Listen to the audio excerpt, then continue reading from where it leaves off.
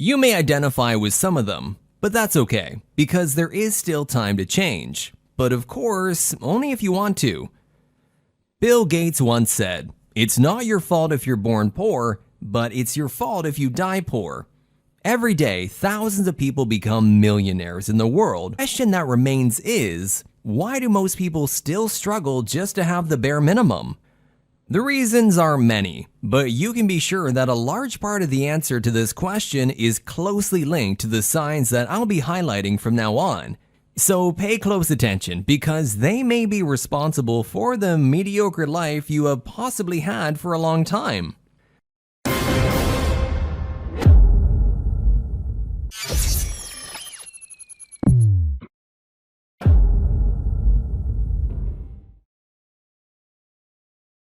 First sign, you blame other people for your lack of money. Hardly a poor person recognizes that the reason why they've never made it off the bottom of the financial ladder is 100% related to their decisions. I highly doubt that you have ever heard someone say like, "I'm responsible for being poor." And this is because the truth and the weight of responsibility are often not pleasant. It hurts too much to know that we are solely responsible for creating an unpleasant living situation, so the easiest and most convenient thing to do is to lay the blame onto another person or circumstance. It's easier to say, "My parents never taught me how to earn money. The problem is that I always studied in public schools. I was born in a slum. It's the government's fault for not giving me opportunities. It's my husband's or wife's fault for not helping me." Anyway, the list is almost endless.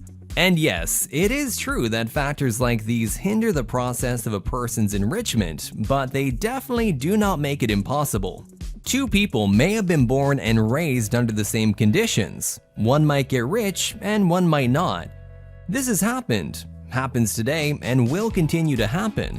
And the main difference between these two groups of people is where each one puts their focus.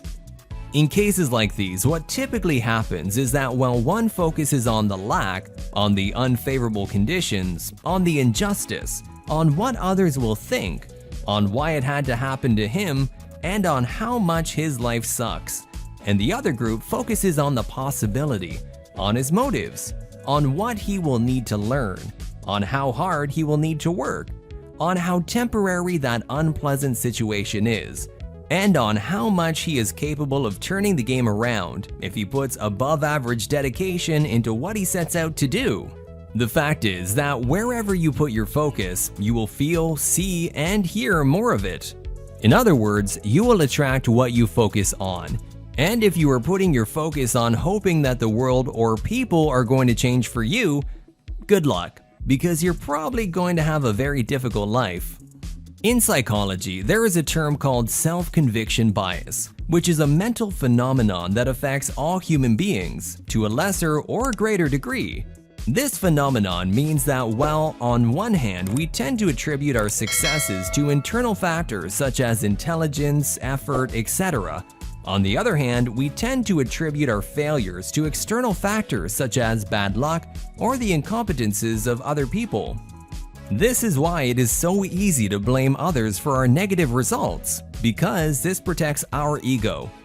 But as long as you don't take responsibility for absolutely everything in your life, be it good or bad, you will never be the captain of the ship of your life, but a mere sailor who just passively watches his ship being tossed from side to side by external events. If you feel that you are at rock bottom, recognize that you put yourself there, then only you can pull yourself out of this situation. Until you recognize this, you will spend the rest of your life waiting for someone to throw you a rope and help you climb back up.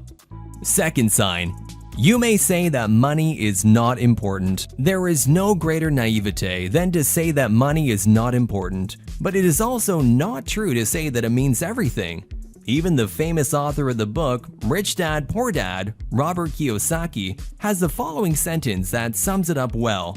Money is not the most important thing in the world, but it affects all the things that are important. You have to understand that depending on what your beliefs are regarding money, they will be bringing you closer or further away from it. So I ask you, what are your beliefs about money? Well, rich people understand the importance and impact that money has on society. On the other hand, poor people validate their limiting thoughts by using irrelevant comparisons. No negative thought lives in your head for free. You are the one who ends up paying for their stay.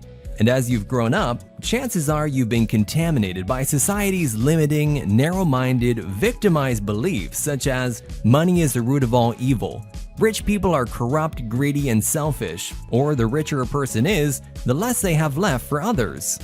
And the problem is that when a person adopts this kind of belief and reproduces it with a certain frequency, he or she further and further pushes away the possibility of one day becoming rich. After all, how can one become what one repudiates? Some even say, I'd rather be poor and honest than rich and dishonest. But who said we only have these options? Stop and think. Are there rich and dishonest people? Of course there are. Just as there are poor and dishonest people. Are there unhappy and depressed rich people? Yes, but there are many more poor people in the same condition. Money does not change a person. It only shows you who you really are. Money gives a power that can be used for both good and bad, just like a knife, which can be used either to butter bread or to kill someone. Third sign, you buy things that you cannot afford. Many people spend money they don't have on things they don't need to impress people they don't even like. It's amazing how so many people live their lives trying to impress others with their possessions, even if they have to go into debt to do it. You cannot live this way if you want to get rich one day. It is necessary that you resist the impulses to buy things for status reasons only whenever money comes into your account. Do you really need to have the latest cell phone released? Do you really need to pay 3 times as much for a piece of clothing just because of a printed symbol on it? It is important that you ask yourself these questions before spending your hard-earned money. Most millionaires don't live the glamorous, ostentatious lifestyle that you see in movies or even on Instagram. Please don't think that they act as if money is infinite, because many of them live below the standard of living they could enjoy. They follow their pre-established budgets, invest intelligently, and only buy what they can really afford. So to summarize, spend less trying to impress others and more trying to impress yourself. Fourth sign, you have a scarcity mindset. If you see money and the world in general with a scarcity mentality, the chances are you will never build wealth. If you believe that for you to make money, someone else has to lose, that there is not enough for everyone, or that you get happy when someone else fails because now there is one less to take your place, it becomes very difficult to accumulate large amounts of money because you will sabotage yourself along the way. What you need to cultivate is an abundance mindset, which instead of being guided by fear of losing, is guided by the will to win. That way, understand that when you get rich, you don't take from others. On the contrary, you contribute more wealth to society in general. The fact is that you will be much more able to contribute to the world if you are rich than if you are poor, because the poor person has to provide the basics for himself. The rich person, on the other hand, besides providing the best for himself, still has the possibility to help many other people. And if you got this far, comment, sincerely, which of these signs have you noticed in yourself, and what did you do to change it? So that's it, guys, and don't forget to follow our Instagram content at thinkbigger.tv. To the next, and don't forget, think bigger.